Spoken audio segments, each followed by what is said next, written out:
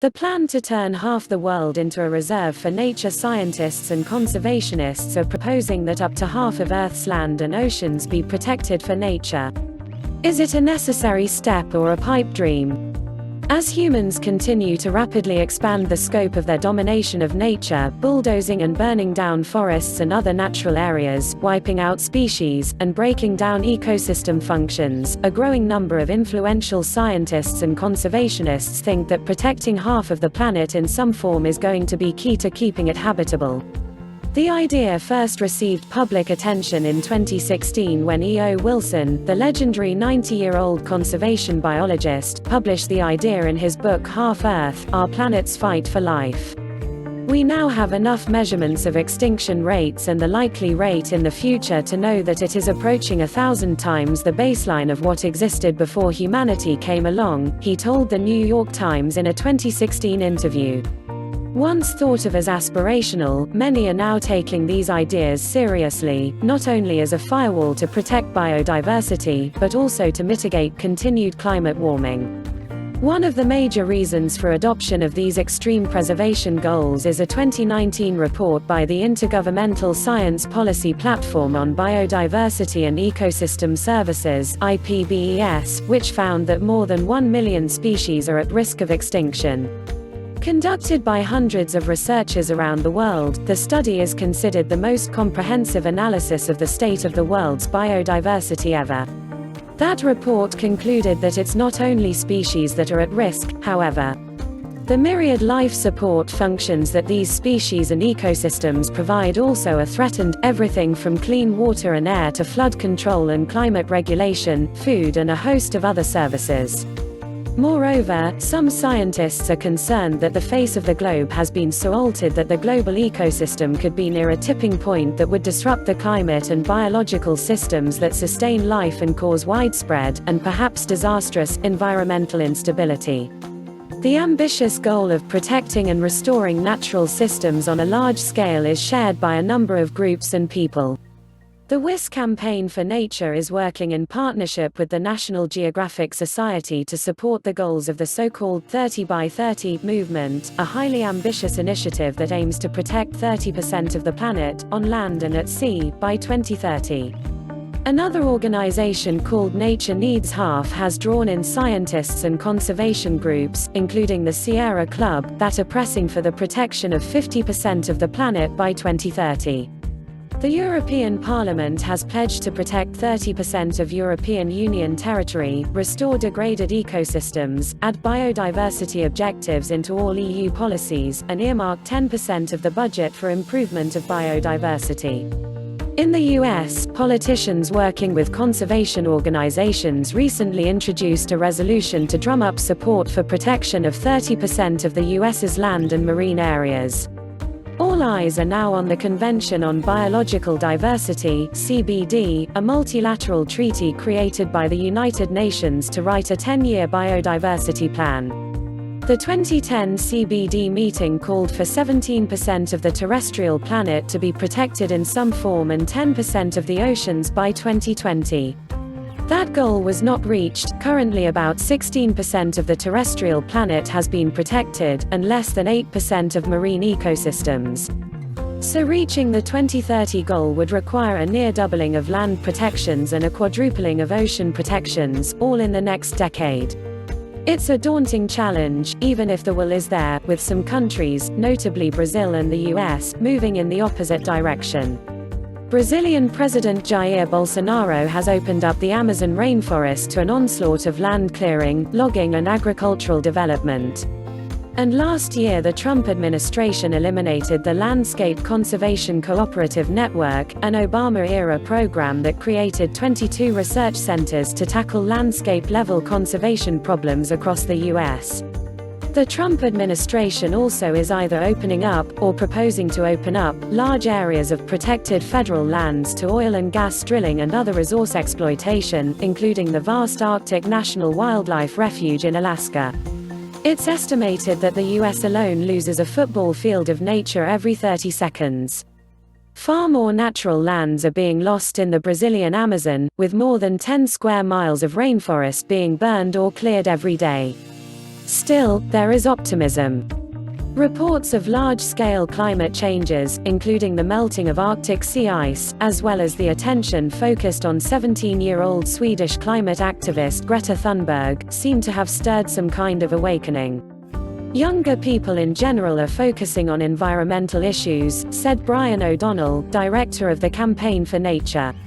And we are seeing much less of a siloed approach, where those who work on climate and those who work on conservation are working together more.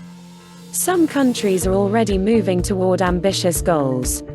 In Canada, Prime Minister Justin Trudeau has committed the country to the Pathway to Canada Target 1 initiative, which aims to reach the 30 by 30 goals. At the same time, Trudeau has committed the federal government to building the Trans Mountain Pipeline to carry Alberta tar sands oil to Pacific ports, a move that has drawn fierce criticism from First Nations leaders and environmentalists. Costa Rica, Colombia and others are also ramping up conservation efforts. The ambitious goals of campaigns like 30 by 30 and Half Earth have been met with criticism. Some question whether focusing on saving up to half of the land's surface will do much for protecting the remaining biodiversity. In a 2018 paper, Stuart Pym, a conservation biologist at Duke University, and others, argued that most biodiversity occurs in tropical regions, and much of it is already fragmented. They wrote how protecting broad swaths of nature in largely untouched regions, such as Canada's boreal forest, has benefits. But the remaining large wild landscapes are mostly in temperate regions, which won't do much for protecting biodiversity because by far most of the world's species are in the tropics. This begs our question of how much biodiversity will we protect if the trend to protect wild places continues, says Pym. In a paper published last year in Nature Sustainability, a team of researchers argued that protecting vast swaths of the Earth could, conservatively, affect 1 billion people and in some cases increase poverty. Social issues must play a more prominent role if we want to deliver effective conservation that works for both the biosphere and the people who inhabit it, said Judith Schleicher, a University of Cambridge researcher who led the study. While conservation has tremendous positive aspects, she said, certain forms of fortress conservation can see people displaced from their ancestral home and denied access to resources they rely on for their survival. Some dispute that argument. When IPBES came out, it said 1 million species are at risk, said Gary Tabor, president of the Center for Large Landscape Conservation in Bozeman, Montana. But this is not just about saving species, it's about maintaining ecological processes that underpin all life on Earth. It's 1 million species interacting with each other that clean your water, give you good soil, that scrub the air of CO2, that's what you lose. Disease prevention, for example, is a major ecosystem service of intact natural systems. As people clear wild lands or eat wild animals, the diseases that these creatures carry can jump the species barrier and spill over into human societies. The ongoing coronavirus outbreak, for example, may have originated in bats. Nature must also be integrated into the places where people live, says Tabor. The biggest misconception about Half Earth is that there is going to be a bizarre construction where people live on one side and nature lives on the other, he said. That doesn't work in terms of ecological function, and it doesn't work because there is conservation value outside of protected areas. Conservationists also say that a major part of reaching the 30 or 50% goals is supporting indigenous lands and community conservation areas. Indigenous peoples occupy or manage 28% of the planet's land, but more than 40% of protected areas, according to the IPBES report, co-chaired by Sandra Diaz, a professor of ecology at the National University of Córdoba in Argentina. What are the biggest barriers to setting aside 30%, and perhaps 50%, of the planet for nature, even as the global population continues to grow rapidly? The way our world agricultural system works, said O'Donnell of the WIS Campaign for Nature. It encourages lots of encroaching on more and more land for cattle and farming. That's a key one. The WIS Campaign for Nature is prioritizing solutions for financing protection. We're studying the cost of protection and also looking at what would be the cost if you didn't protect this amount of land, in terms of lost ecosystem services, clean waters, and fisheries, said O'Donnell. There's a cost of conserving land, and a cost if we don't. And setting aside lands for protection is by no means the end of the story. The Campaign for Nature is studying possible sources of funding so countries can pay for the cost of managing and protecting these lands. Among the many threats facing large tracts of land, including those ostensibly under protection, are road building and fragmentation.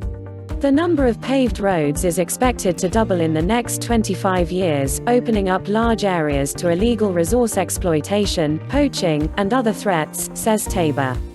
People will go first to the boreal forest or Central Africa for protecting large tracts of nature, says Tabor.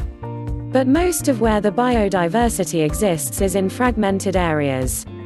To have effective nature in those areas, we will have to have a connectivity strategy. O'Donnell agrees that there are huge challenges. Just as the climate crisis requires major systematic change in the coming decades, it's the same with biodiversity, he says. There are a lot of other things competing for money and attention.